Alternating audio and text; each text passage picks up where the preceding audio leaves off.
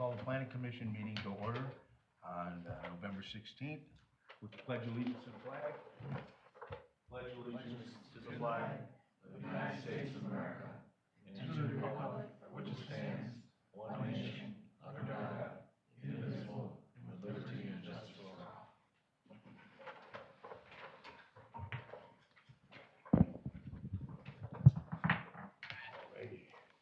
Roll call. Wutke. Here. Hunter. Stocko. Here. Boardman. Here. Geisler. Meinel. Here. Lechner. Approval of the minutes of So moved. November 2nd. Second. Motion and a second. All in favor? Aye. Opposed? Passed. Okay, next we have here, which we've seen before, the conditional use permit for Lee Lovell, application on time towing LLC at 544 South Lincoln Street, tax key YP00030. Everybody had a chance to look at what was just sent out to you. And what I'm gonna do now is ask Allison if she'd like to go through that first, or talk about how we came to that. And then, Allison, when you're done, if anybody else has any other conditions or things that you wanna say about it or with it, we'll do that when Allison is done. Okay? Sure, absolutely. Thank you, Ken. So I did send out a revised site plan. Hopefully you've all had a time to review that. That site plan, or excuse me, staff report, along with an updated site plan from the applicant. The applicant did submit an updated site plan and showed a little bit more on there. You also received a memo from the fire department, and then you received my staff report. So my staff report in the beginning does talk about the same items that I talked about at our last meeting. And then at the bottom of my staff report, you will see that I have drafted a list of conditions from the discussions that we had at our prior Plan Commission meeting. These conditions were all outlined based upon the comments and suggestions that the Plan Commission discussed at that last Plan Commission meeting, and then some other ones that I felt should have been added. Does anybody have any questions on any of them? Anybody? Anybody like to add anything to that list?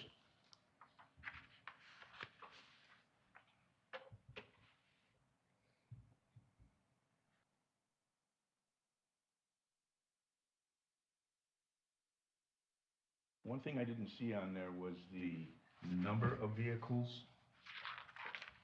Allison? Like a total number of vehicles to be stored?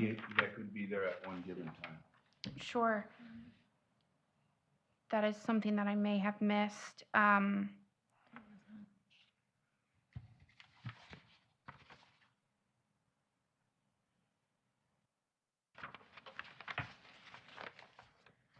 I may have missed it.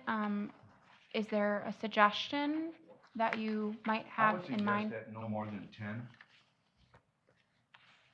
Does anybody else have any other feedback on that? I think 10's a good number. Now, what we have in front of me, I've been told here by our attorney, is that we can move forward. You have a choice to make a motion to approve or to deny. It's up to the committee. Would you like to speak? Yeah, the number of 10 vehicles is not going to be sufficient. We're going to have to be able to store up to 20, even in Whitewater. I mean, I don't have nearly the room in Whitewater that I have here, and over there, we were designated for 12, I believe it was. So I would request that the number be 20 or less.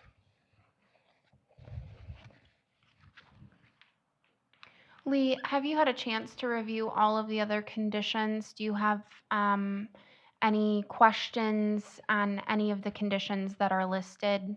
And are you agreeable to those conditions?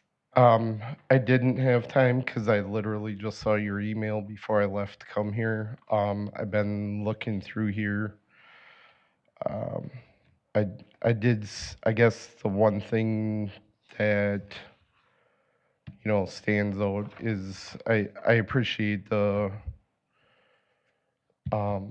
board putting in that we had up to a year to get stuff done, but it says in there that we can't even conduct any business until the water and sewer is done.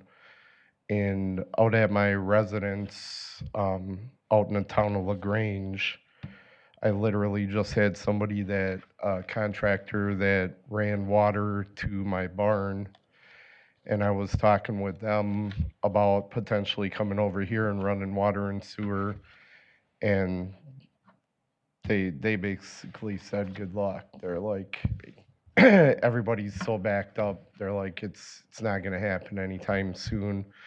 I even asked for recommendations for somebody over in Elkhorn, and again, they were like, everybody's so booked up. They're like, it's not gonna happen anytime soon. So, to basically, we've pushed the closing date on this building out a couple different times now, trying to get this approved. Um, to buy the building and sit on it for a year before I can even do anything is just not, it's not reasonable in my opinion. Like I said, nothing's being done in the building.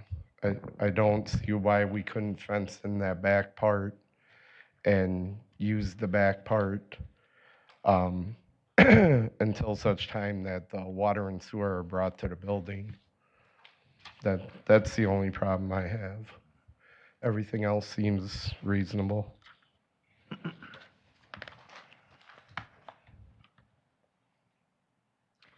Plan Commission members, do you have any thoughts, comments, suggestions on that? Actually, I have two on 13. Are we going to specify what we think is an electric vehicle? Is there specifications that you would like added to that condition? Well, I'm just saying, with 13, what does that mean, actually? So the 13th condition came out of the memo that was provided by the fire chief, Rod Smith. He had mentioned in his memo that those fires are difficult to put out. And so in return, we added the condition that no electric vehicles shall be stored on site. So I would say those vehicles that are operated by a battery. Which every car is? And I guess my suggestion would be to maybe make it in accordance with, I don't know how you'd phrase it, but in accordance with, or in coordination with the fire department or the fire chief, where he could say, is it a hybrid versus electric? Like maybe they can come up with more specifications for electric cars. Yeah, I was just thinking like the Toyota Prius is a Yeah. hybrid that has gas and that. Is that technically what we're talking about? Or are we talking about something that only plugs in? So I would love to say, to get a little bit more clear on what electric actually means. Sure, some further detail on that. And that's something I could work with the fire department on. From what I've heard, it's the vehicles that you're actually plugging in, those all-electric vehicles, but I'm unsure. That's a condition that I added in based upon the memo. If you feel that that condition is not applicable and doesn't need to be added in, we can remove it, we can tweak it, we can add in more detail. Mine was just clarity on what exactly we mean on that. Okay. And the other one was, maybe possibly using an outhouse, a, Porta John? yeah, porta john in the meantime as a possibility. I would say no. I have seen businesses do that before. That would be at your discretion. I will say that there is someone currently occupying this building right now, a hobby shop type of gentleman who works on his own personal items there. I don't know where he's using the restroom. So, Well, I have as you stated that there's no way that you could get by with 10 cars, and I want to stick to that number. That'd be my, how I feel. I don't know how the rest of them feel. And secondly, like, it does state in here, and this comes out, that you wouldn't be able to run a business until you get that done. So I think with those two conditions that you say that you can't meet, I guess I'd make a motion just to deny the conditional use permit, and that's my motion. Second? We gotta pass these out, I think Jim's got one. May I say something? Yes, you may. Okay. Special counsel for the city of Elkhorn, you just not passed a motion, but made a motion in a second. And because we're in a conditional use setting, it's important that there are reasons for making a motion, particularly important when you're recommending to deny a conditional use application. And so I'd like to take just a couple moments, I think maybe with some help from Allison, and talk a little bit about some of the reasons that we heard tonight, and then also in conjunction with the record from the prior meeting as well as the public hearing, and go over those. I do want to just mention one other thing, just so that we are clear in our facts in terms of the number of cars. There was a condition that got dropped from the prior draft, and previously it was a recommendation of 40 cars on the overall site, but now the site has shrunk down. But that, of course, is part of your discretion as the Plan Commission in terms of what you think might be acceptable. And I know that the site plan that was submitted is not that detailed in terms of what would be requested by the applicant. So I don't know, Allison, do you want to go through the list of possible reasons for denial based on the record that we have, or do you want me to do that? How do you want to proceed? sure. If you want to start, and then I can jump in if there's Okay. anything to add, that would be great. Okay. So a couple of key points to frame up this conversation, or the information that I'm going to go over. And this was part of the staff report that was also provided to the applicant. It's really important under the conditional use law that when the Plan Commission is making its decision, and then ultimately the Common Council makes their decision, that decision is based on substantial evidence. And that's required by statute. And that was a change that was written into the law a few years ago. So the conditional use, in order to even approve it, it should be supported by substantial evidence as well. So that's the criteria. And substantial evidence, as was indicated in your staff report, means facts and information other than merely personal preference or speculation directly pertaining to the requirements and conditions an applicant must meet to obtain a conditional use permit, and that reasonable persons would accept in support of that conclusion. So it can't just be somebody's non-verifiable concern. It needs to be based on the facts of the situation, what is being presented to you, and then what your consultants had provided to you, such as, for example, the report from the fire chief. So what we've passed out is criteria that are potential draft reasons based on the record that from today and from the prior meeting that would either weigh in favor of not approving the conditional use or weigh in favor of approving the conditional use.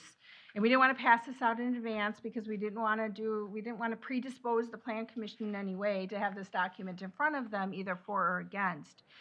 But some of these criteria that we've written down are for your consideration. It's not the be-all, end-all. There may be other reasons that you remember from the discussions or conversations or the public hearing that would also support the motion that's on the table. So after we go through these, what I'm going to ask the Plan Commission to do is, if you like them, you can adopt them, you can supplement them, you can strike them. But in any event, what we would ask is that there be an amended motion that incorporates reasons for the recommendation for denial. Okay? So let's walk through this handout. So based on the record, if there's a motion to deny the requested conditional use, as substantial evidence shows that conditions are insufficient to address the negative impacts and safety concerns from the proposed use and cannot solve for the issues created by the proposed use as follows. One, while the back part of the parcel will be maintained as RS1 zoning, the parcel is already small and non-conforming for an M1 parcel, and it's not possible to provide a better transition between the proposed industrial use of outdoor storage and residential uses on the adjacent parcel to minimize those adverse impacts on that existing use.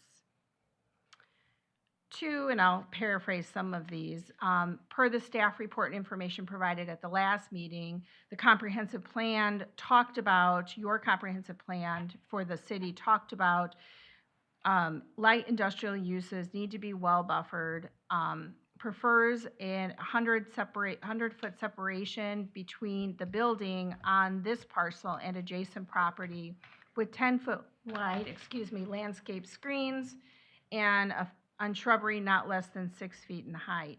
This current site is too small to fully achieve this and a 100-foot separation between the building and the boundary line of the adjacent parcel. That can never be achieved. There were 3, traffic volumes on the street and safety concerns with blocking traffic with delivery of towed carts and concerns that the small site can't handle the site circulation to avoid that occurring on the right-of-way. 4, the setback, safety concerns, and site overutilization, noise, buffering, and screening cannot be addressed with appropriate conditions because the site is too small for such an intensive outdoor use and too close to the adjacent residential uses. 5, the proximity of adjacent uses, including the electrical substation as identified by the fire chief, make the risk of fire and negative impacts of the use of excessive water to put out fires on adjacent parcels, particularly concerning with the storage of vehicles that are increasingly electric or hybrids that were raised here earlier, those questions that a reasonable condition cannot adequately address without a disproportionate impact on the city's enforcement and inspection of capabilities.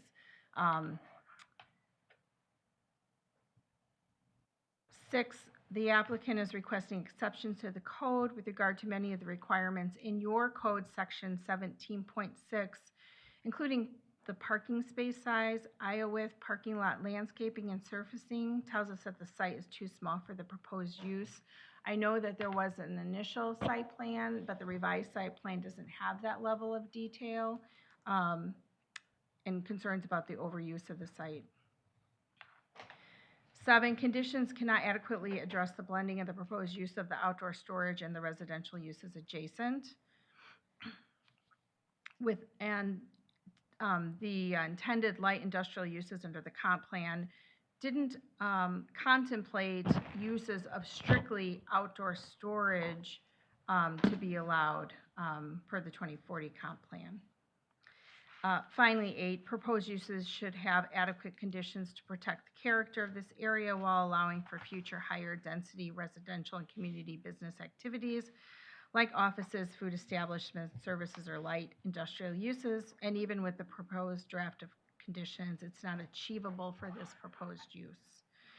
I have to, from the reference of number 5 on the list, I'm not sure how much at the last meeting was discussed about code enforcement, but obviously the concern with respect to the electric vehicles, perhaps hybrid vehicles, is how do you monitor that and enforce it? And it would be a very intensive enforcement proposition, which could have disproportionate effects on the services that your code enforcement services utilized by the city.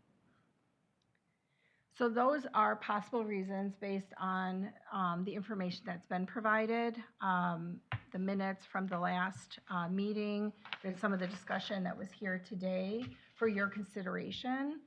There may be others that you're thinking of, and there may be some on here that you're like, no, I don't think this is a problem with it, and want to strike from the list. Can I make an amendment to include 1 through 8 with the exception of number 5 as a reason to deny?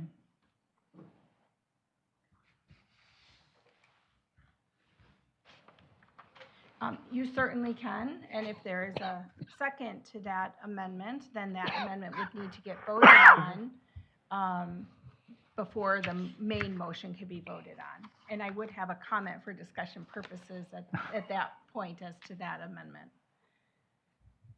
Do I have a second? Second? Okay, we have a first and a second. Now we vote on this. Just, You should open it up for discussion purposes Okay. and vote on the request, the motion to amend. okay, is there any discussion on the motion? I would have a comment if I may. You use, most certainly can. Okay, thank you.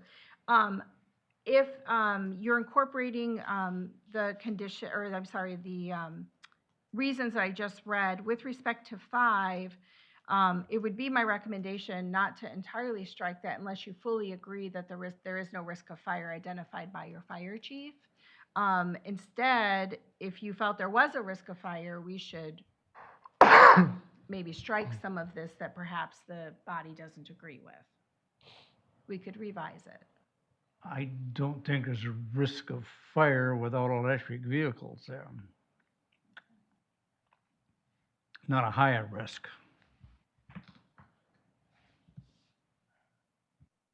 Well, my thing is it might not be as high, but you got the substation right there, and it goes, and this thing goes back to putting water on to put a fire out. So what if the water shoots onto the substation? You have an electrical, you know. I think there was a drainage problem with that too, putting that much water into that small area, you know, to extinguish a fire. The runoff, where would that go? And it could be that it would go into the substation, Right. so. So do you feel that the risk is the same for all vehicles, not higher because of electric vehicles, but the risk is the same because of all the vehicles on the site, because all vehicles can start on fire?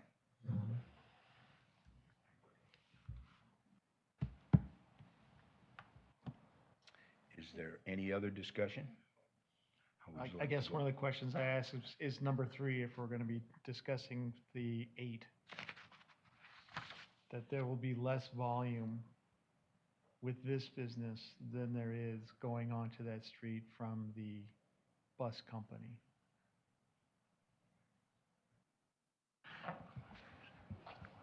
Well, I was unaware at the last meeting though, that is the busiest street in the city now. That's been I think established. that's been established, and Yeah, anything at I all live on it. that could add to that, you know, I think is we gotta take a look at, you know.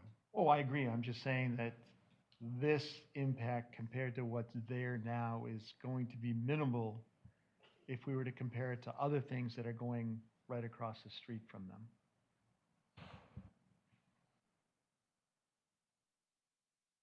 I mean, you're basically talking like our average would be 4 to 5 cars a week would get towed in or out of there. So Well- I mean, it's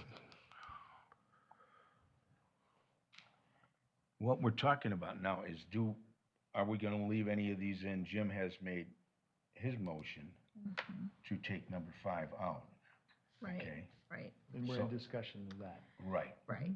and do you want number 3 taken out?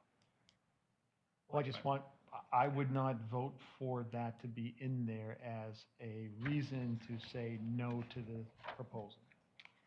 Okay, so I think what we need to do procedurally is we need to vote on the motion. It was a motion to amend to include the conditions except for number 5. Right, and that's what was in that motion. Yeah, so it was all of it. So I think that's fair as a part of this motion to amend. If you would want any revisions to number 3, or if you want that struck. Jim made the motion, correct? Right, but we're just in discussion at this point to see whether or not there's any other. I don't have a problem leaving it in there, but if, I don't know how anybody else feels. I mean, Are you concerned about blocking of traffic with delivery of tow cars on that That's- street, towing cars? that's how that came about, I think, is backing in, pulling up, backing in, There's or, really no room on the lot to turn around. yeah. You're gonna have to back in from the street, So, and that creates a problem. yeah, and I think anything that we add to it, yeah, there is traffic coming from the other side of the street. I agree. There's gonna be a hell of a lot more, in the future. But anything we can help to lighten the load of that, I think is important. That's my opinion.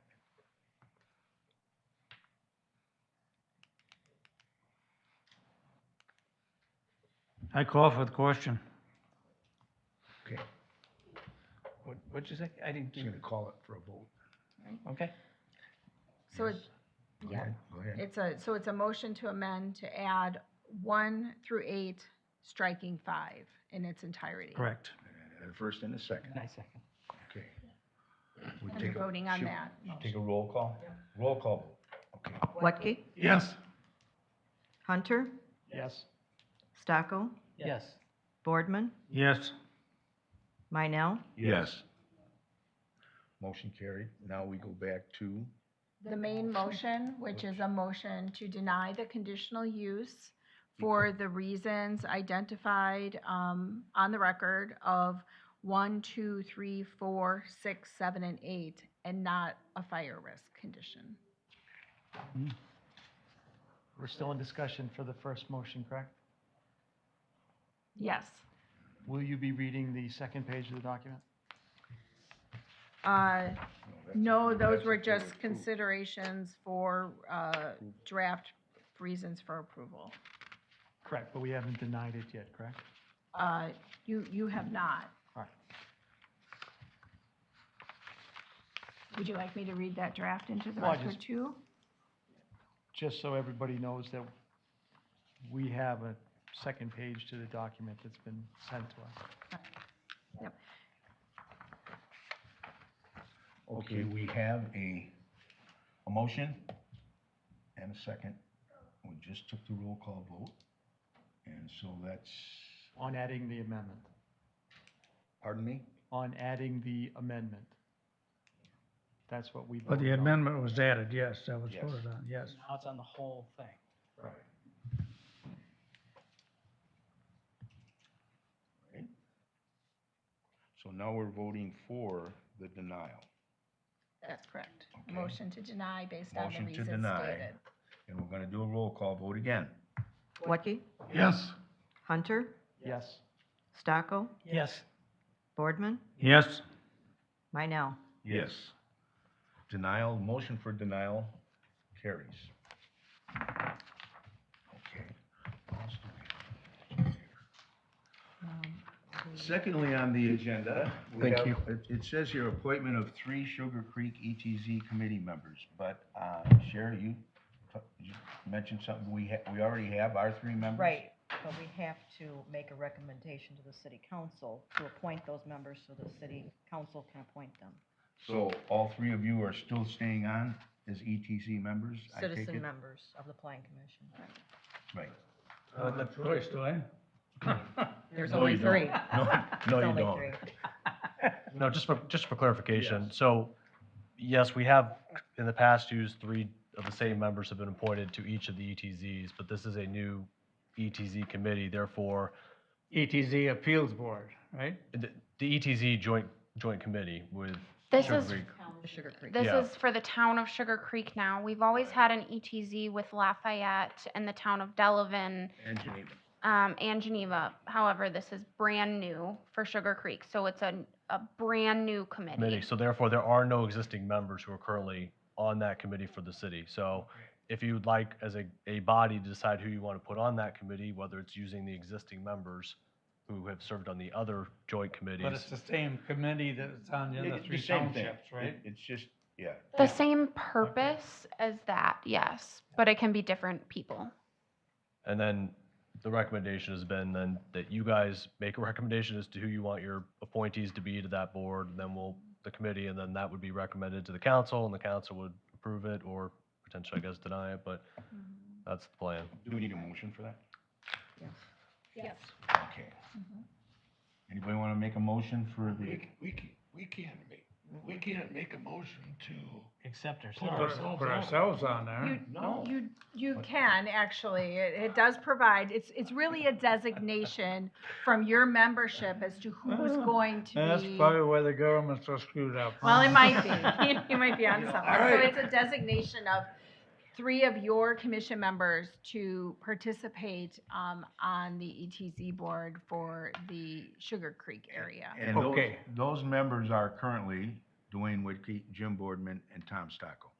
I make a motion to recommend those. Second it, I'll second it. There's a motion and a second. If you're gonna get railroaded, you might as well help yourself, right? Right. All in favor? Aye. Opposed? Motion carries. So those are, yes, you may mention one Okay. thing. I didn't tell you this beforehand. So there's going to be a planning effort that is the next step in that process that is different from just reviewing applications that would have come before that committee, because the 3 individuals from the city will be meeting with 3 individuals from the town and working on essentially a comprehensive plan for that portion of the town of Sugar Creek that the city wants to continue to exercise extraterritorial zoning jurisdiction over. So that planning effort will begin fairly soon. So I thank you for your service. I'm glad she did it at the end after. Yeah, after the vote. Bend over, it's coming. All righty. I'm gonna challenge that I cannot make a motion to put myself in there. General So of that discussion plan, items? Is something gonna come to us so we know what to talk about? Yeah, it'll come from Yeah. here, yeah.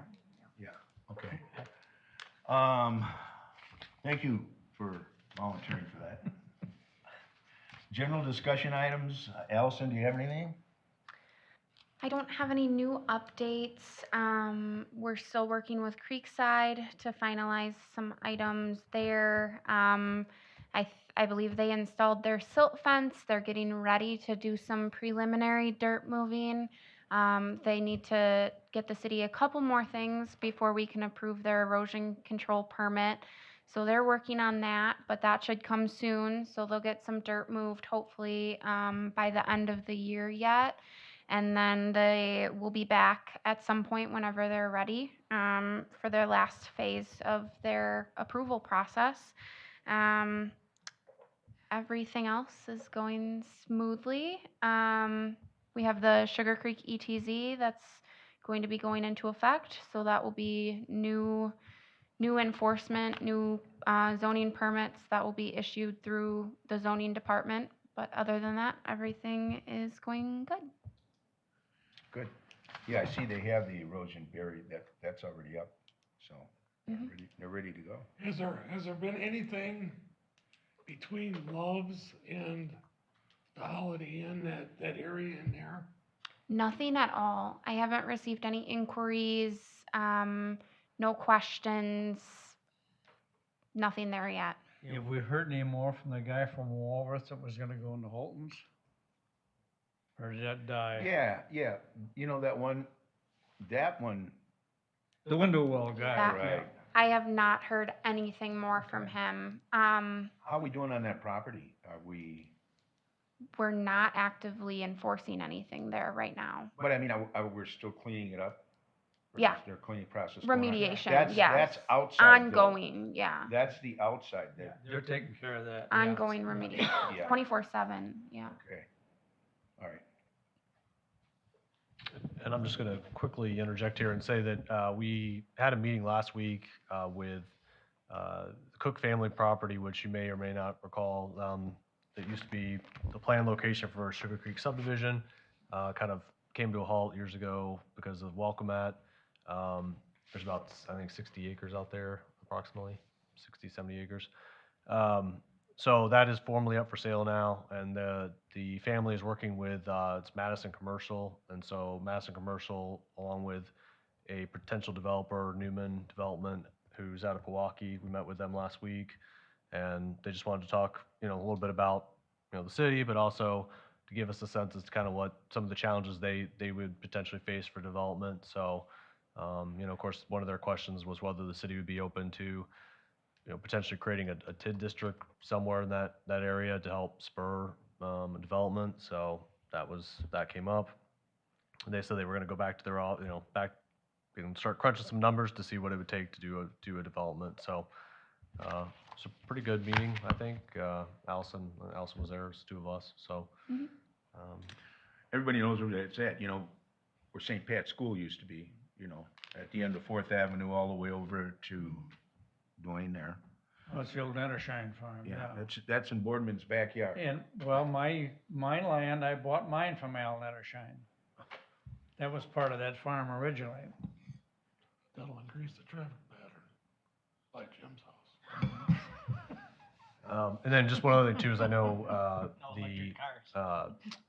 Polinsky Homes did submit some materials to the city just this week for moving forward on the commercial and residential development up by Walgreens. Those are So, condos, right? yeah, they want to continue to finish the residential condos, but also develop the commercial sites along Which Lincoln would Street. face Market Street, correct? They face South Lincoln Street, at least the commercial Oh, would. okay, the commercial? Yeah. Okay. So anyway, they still seem to be interested in moving forward. Wisconsin, Yep, I'm sorry, what did I say? Lincoln. I'm thinking Yeah, Lincoln. Lincoln's North on the line, Wisconsin. so sorry about that. you yeah, might Wisconsin. see that come maybe January. We're working through it, so. That'd be good. That'd be good. Take that. Anything else, Adam? No, that's it for me. Thanks. Allison, are we legally all right? Can't say that on the record. All right. Just kidding. Is there a motion to adjourn? I make a motion to adjourn. Second? Second. All in favor? Aye. We're done.